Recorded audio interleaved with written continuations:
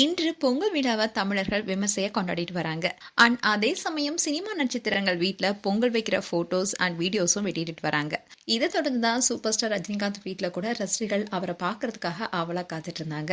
எப்போதுமே புத்தாண்டு, தீபாவளி, ரஜினிகாந்தோடைய பிறந்தநாள் உள்ளிட்ட நாட்கள்ல அவருடைய இல்லத்துக்கு முன்னாடி நிறைய ரசிகர்கள் அவரை பார்க்கறதுக்காக கூடுவது வழக்கம். இது மாதிரி தினங்கள நடிகர் ரஜினிகாந்த் வீட்டுக்கு வெளியே வந்து அவருடைய ரசிகர்களை சந்திச்சு வாழ்த்து தெரிவிப்பாரு. அந்த வகையில தான் இன்றைய தின தைப்பொங்கல் நாளன்று தன்னுடைய வீட்டுக்கு முன்னாடி திரண்டிருந்த ரசிகர்களை சந்திச்சு ரஜினிகாந்த் வாழ்த்துக்கள் தெரிவிச்சிருக்காரு. அது மட்டும் இல்லாம செய்தியாளர்களை நடிகர் ரஜினிகாந்த் சந்திச்சாரு.